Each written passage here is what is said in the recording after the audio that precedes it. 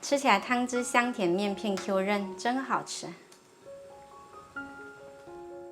今天我们来分享一款客家传统小吃，准备250克中筋面粉，1克盐，130毫升清水，先给它搅成絮状，然后再揉成团。它每一款面粉的吸水性不一样，我们先用手大概揉一下。如果还有很多干粉的话呢，可以再加一点点清水。这样这边上就有很多干粉，可以再来一点点的加，不要一下子加太多。揉成一个光滑的面团之后呢，我们放着，拿块湿布给它盖上，醒个10分钟。再来准备半锅清水，加入几块拍扁的姜，然后再来3勺红糖。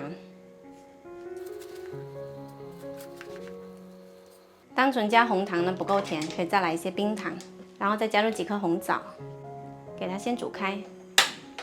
煮开了之后，我们再煮个几分钟，把姜味给它煮出来。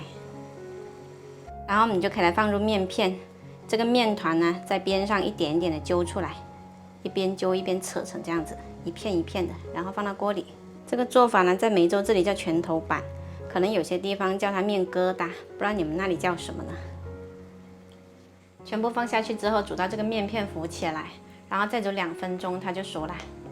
在我们南方这里呢，这种面食是当小吃的，在北方应该是主食了。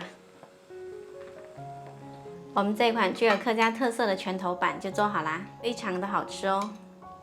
喜欢的朋友可以试一下。这个面片呢，它吃起来韧韧的，特别好吃。